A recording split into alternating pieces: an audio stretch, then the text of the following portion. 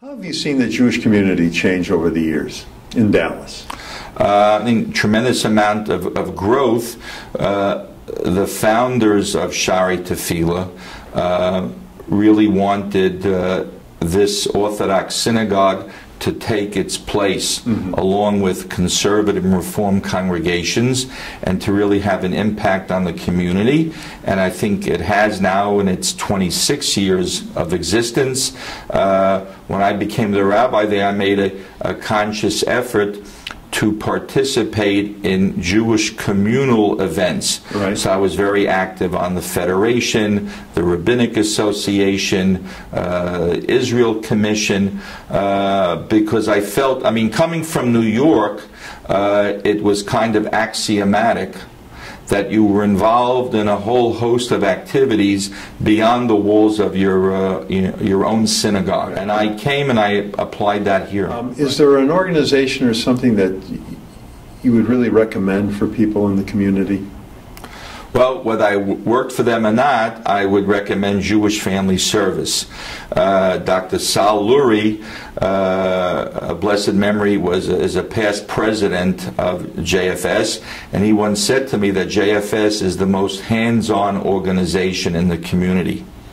It's interesting, 50% of the clients at Jewish Family Service are non-Jewish. I've had non-Jewish clients. People want to talk to a clergyman. Didn't feel they were getting any attention from their minister, etc. It's the most hands-on because we have a food pantry. We work with people, victims of domestic violence, end-of-life issues, from children to gerontology. Maybe the most outstanding trait is that no one is ever turned away because of economics. Right. Someone cannot pay for the service. They still receive the service like anyone else. Right. Rabbi, 1952, New York City. Let's go back. When you're a little kid, tell me about what was life like for you? Well, till I was, I think, 6 years old, we lived in the Bronx. That's actually where my parents grew up. They were both born in Europe, came to America before the war. I don't remember a whole lot from living in the Bronx. When I was about 6, we moved to Queens, and that's where I did all my growing up from then until my parents moved when I was in college. Yeah. Now, you say your parents moved from Europe. Yes. Where were they? So my father was born in Poland, in a small shtetl in Poland. He came over with his parents and brother and sister. My mother was actually born in Berlin, and she came with her parents and sister before the war. It actually took a Gestapo officer to warn my grandfather that he should maybe leave Germany. That what finally convinced my grandfather to leave. Wow, I wonder why did he... I don't know. Fortune, you know, God intervening. He was called into a meeting. He was very involved in the synagogue and in a Zionist organization, called into the Gestapo office. The fellow had a skull, a replica of a human skull on his desk with a Star of David on it. I think that was the hint to my grandfather it was time to leave. Your grandparents on either side, did they ever talk about that journey? They talked about the journey. Actually, my mother wrote a story that was published in Reader's Digest. They came by boat. They first went to France, to Paris, and happened to be in Paris for Yom Kippur, and were walking around looking for a shul, and they stopped a man on the street who showed him to a small shul. And they never saw that man again, not at services, not any time thereafter. And my mother always felt it was Elijah the prophet that was guiding them to the shul. What did your grandparents do for a living when they got here? My mother's father was an accountant. And actually, our son, who lives in Dallas, moved back a year ago with his wife, who's named for my grandfather. He's also an accountant. He's a CPA. So my grandfather was an accountant. My father's father was a rabbi in Poland, and then when he came to America, had a small shul in the Bronx. Okay, what did you do for fun as a little kid? Played sports.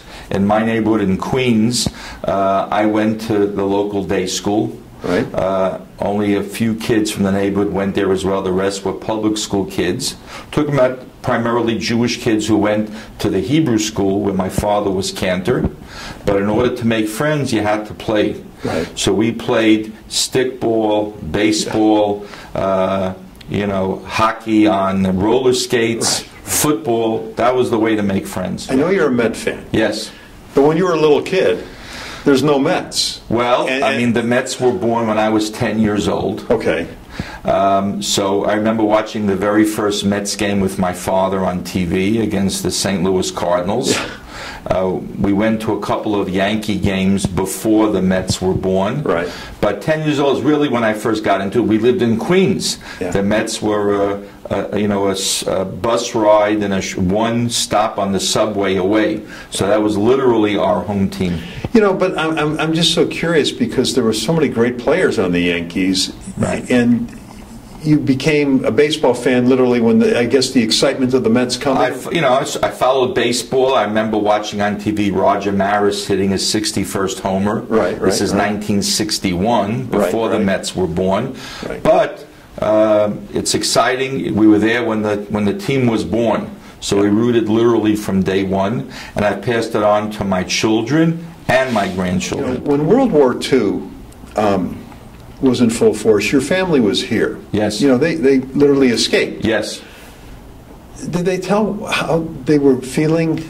Did they ever talk about that to you, as you got a little bit older and could understand? Well, my father lost several uncles and cousins in the Shoah. Oh, sorry.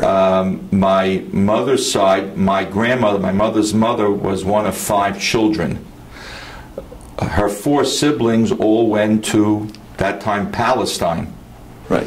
In 1929, 1930. For some reason, my grandparents decided to come to America.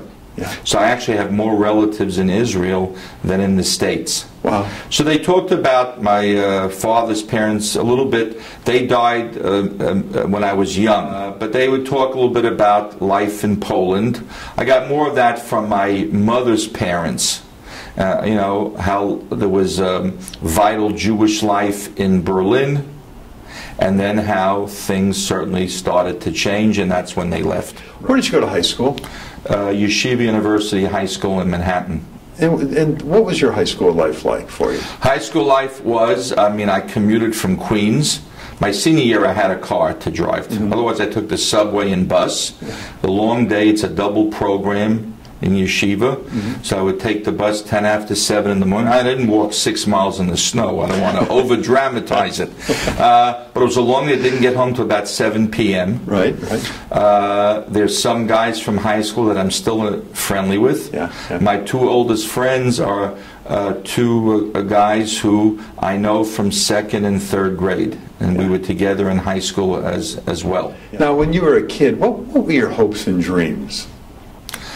I think I was very close, still am, with the rabbi of the shul where my father was cantor. And so he was a big influence. And I think I felt pretty early on that I wanted to be a rabbi or a baseball broadcaster. Now, I knew that really to be observant, to keep Shabbos and the holidays would be impossible being a broadcaster. So still to this day, it annoys my wife and drives my kids crazy, be watching a game, and I'll say something that, there was a play like that in the 89 World Series, and 5 seconds later the broadcaster will say it. My wife always says, you went into the wrong business. So I know as much as those guys on TV. The only difference is they have all the stats in front of them, which I don't have. Is there ever what if I would have taken that other sliding Who knows? door? I don't think I ever seriously considered it because I knew, I would have to give up really religious life in terms of Shabbat, and I wasn't prepared to do that. I did have one opportunity to broadcast in 1994 5, I think it was, when the All-Star game was here. So they had down at the convention center a whole fanfare, several days of baseball memorabilia, etc. I went with my boys, and one of the exhibits, they showed you a famous baseball scene, and you were the broadcaster for it, and you got a videotape of it. So my son and I did the 86 World Series, the play with Mookie Wilson and Buckner, the ground ball. Oh, the ground ball. So we have it. We have the videotape of it. So that's my one thrust into broadcasting. Yeah. Oh. I'd like to hear that take on that ground ball to Buckner. Yeah. Prophetically, even though this was a 6th game, my son somehow knew that the Mets were going to win Game 7. Yes. he knew. He just knew that. All right. You graduate from the yeshiva. Yes. And then take me from there. So then I went to Yeshiva University for college, undergraduate. My 3rd year I spent in yeshiva in Israel. At that time, the style was many guys and girls spent a year, either sophomore or junior year in Israel. Right. Over time, it's shifted. Now it's become really standard practice, including kids who graduate from Yavne, from the high school here in Dallas. After high school, they spend at least a year in Israel, either in a seminary, Hebrew University, yeshiva. So my 3rd year, in fact, my whole group of friends, we all went to Israel for the year. And I was there from 72 to 73 in Jerusalem. It was a great experience. It was the 25th anniversary of the State of Israel. It was really tremendous in all ways, in terms of being on our own, in terms of study, in terms of, seeing the country. I had been there once before in 1965, the summer of right after my bar mitzvah. We went to Israel because my grandparents, my mother's parents, lived there for about 4 or 5 years. So we went to visit them. So that was my 3rd year, and then came back, did 1 more year of college, graduated, and then I continued on for rabbinic ordination at yeshiva. What is it about Israel life that you would like the people in the United States to know? I'm happy to say that all 6 of our children spent at least a year studying in Israel. Sometimes, or often, Israel has bad PR because you open up the newspapers, you think it's a war zone, but it's certainly not. I think when people get off the plane, and I've gone on 9 Federation missions from Dallas. And to me, it's always exciting to see Israel through the eyes of first-timers. And as soon as they get there, they feel at home. I think that's a feeling anybody gets. You feel at home. Tremendous feeling of pride of what's been accomplished. 19-year-olds walking around with weapons, soldiers. If we saw that here, we'd jump under a table. Right. There you see how they are really the elite of Israel protecting the country. And like I said, you really feel, at home. Yeah. Well, now you come back from Israel. Yes. Where are you going to go? So I came back from Israel, finished college. Then the rabbinic program at yeshiva was 3 years, 3 more years of study. And at yeshiva, in addition to getting rabbinic ordination, you have to also go for a master's. So I have my master's in education. And my wife is a graduate of Stern College. That's the women's branch of yeshiva. And we got married in 1975. I was still in school. My wife was working. I was teaching Hebrew school. I was going to graduate school. Like the life of most young couples. Whether it's medical school or law school, I was in rabbi school. And then when I received ordination, this is June 1977, got my first position in Patchogue, Long Island, which is eastern Long Island. That was my first congregation. What did your folks think when you finally got that first congregation? They were, very proud that I was continuing to study to be a rabbi. My father's father had been a rabbi, and as it turned out, my position in Long Island was 20 minutes from where my parents lived. Was your grandfather, who was the rabbi, was he still alive when you became a rabbi? No, he died in 1959 when I was 7. Okay. What brought you guys to Dallas? So we were in Long Island 9.5 years. Was time for a change. Could have stayed there longer, but we wanted a new opportunity. The congregation here, Shaare Tefilla, was just starting. and let's try it. I mean, most rabbis, their first position is out there somewhere. Right, right. And many of them then, after that first position, look to come east or go back to Chicago if that's where they're from. Right, right. We did it in reverse. First in Long Island, in New York area, and then to Dallas. In fact, a week ago was the 27th anniversary of the first Shabbat we spent in Dallas. When we came to be interviewed for congregation Shaare Tefilla, just the frame of the building was up. Services were being held across the street in the gymnasium of Akiba Academy. Now, New York, Dallas, there had to be some kind of a culture shock. A lot of culture shock. It took time to get used to being, for people being polite. Like when you would pay the toll, now there are no more people at the toll. Right, right. But when you pay toll, people would say thank you. But to get used to that. From New York, the slower pace, certainly. That we enjoyed. The lack of traffic. We lived in Long Island. Wherever you went, there was traffic. And besides the congregation, I taught in a day school in Long Island. Traffic, whether it was the Long Island Expressway, all that stuff. We came here, tremendous difference. We felt a much more enjoyable lifestyle here than in New York. You and Annette have 6 children. Yes. Were they born all in Dallas? Or? No, 5 were born in, one was born in Manhattan, the other 4 in Long Island. Right. And our youngest, who's now 20 and a half, he was born here in Dallas, in Plano. Okay. Now, you took some time, you left Dallas for a while. Yes. So I'm the founding rabbi of congregation Shaare Tefilla, and we were there for about 16 and a half years. And then my wife missed our children, our grandchildren, who were all in the New York, New Jersey area. So we moved to West Hartford, Connecticut. So about a 2-hour ride from our kids and grandchildren. Right. Very nice community. But I think after being here for 16 years, your blood changes. We hated the winters in Connecticut. Right. Certainly they were much more severe than we remember New York cold and the snow and the ice. We had a dog at that time. So, of course, my job to walk him every morning. Yeah. And to get dressed. It was a whole ordeal to get dressed in the morning during the winter.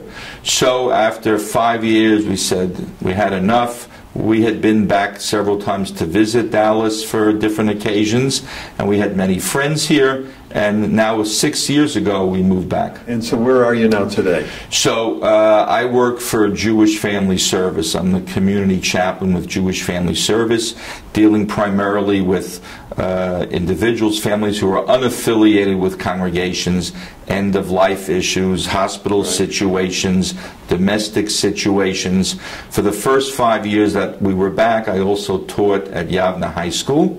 Right. And my wife teaches 3rd grade Judaic studies at Akiba Academy. But you're still a Met fan. Still a Met fan. I root for the Rangers also. Okay. They're my number 2 team. Yeah, yeah. But I mean, I'm a committed Met fan. If you see a car around town with the license plates 1-Mets, that's me. What about? Well, you're a Jets fan, though. Jets. What about the Cowboys? Yeah, well, I tell you, I think we rooted for the Cowboys in the '90s, maybe because they were winning. Then I think my family, we grew tired of Jerry Jones. Okay. So. Okay. Actually, the last 2 times the Jets came to Dallas, we went to the game. In your lifetime, you've lived through so many momentous occasions. Of course, we had the tragedy of the Kennedy assassination here. Something good, the moon landing in '69 for the first time. Of course, the tragedy of 9/11. Unrest in the Middle East seems to be all the time. Is there something that really had an effect on your life that you kind of said, gosh, I remember that and I know where I was? Well, I would say, in addition to the events you mentioned, I was in high school in '67 during the 6-Day War. Right. So this was before CNN and all. I remember my mother waking me up for school on that Monday morning, telling me there's a war. Myself, a lot of fellow students from Yeshiva High School, we collected money for Israel in the subways in New York. Right. Remember, that made a big impact. The Yom Kippur War, I was conducting services at a senior citizen facility for Yom Kippur. And when I walked in there, they had the TV on in the lobby, reporting about the breakout of war. So I remember, I remember that. On a personal level, things that I vividly remember, I was present for the birth of all 6 of our children. Not that I was a big help, but I was, I was there to be the coach. So those are unforgettable moments. Well, you and Annette have 6 kids. Yes. 14 grandkids. Yes. What advice does Granddad have for that next generation? To listen to their parents, to be honest, sincere people, and to always know their heritage and where they come from. Our youngest grandchildren are twin girls who were born here in Dallas about 9 months ago. So they were with, thank you, they were with us. It's a new treat to have grandchildren in town with us. Yeah. So they were with us yesterday in the pool. So a little bit young for me to impart any advice except splash to them. Our oldest grandson, God willing, is being bar mitzvahed in October. So we're very proud of him, and thank God all of our children and grandchildren are following in their, I would say, their grandparents' footsteps in terms of being good people and observant Jews and active in their community. One of our sons, who graduated Akiva here and Yavne here, is now, his name is Akiva, Rabbi Akiva. He teaches in a day school in New Jersey. He's a basketball coach. You mentioned his name around town, including the JCC basketball courts. They'll remember him because he was one of the superstars that was produced here in Dallas. So our oldest is Eli. He works in advertising. He and his wife Amy have 3 sons. Then our one daughter, Michal, she and her husband have 4 children, 3 girls and a boy. She teaches, she's a speech therapist for the New York City public school system. And then Yonatan lives in New Jersey, has 2 boys and a girl. He's also in advertising. And then Rabbi Akiva, his wife's a dentist. They have 2 girls. And then Gavi, who's the CPA. He and his wife Talia have been living in Dallas for a year. July is a year. They have the twin girls. And our youngest, Shimi, the one who was born in Plano, he's a student at Yeshiva University. He's 20 and a half. Right now he's home for the summer. He just finished 2 years of study in Israel. Excellent. Well, thanks for doing this today, Rabbi. My pleasure.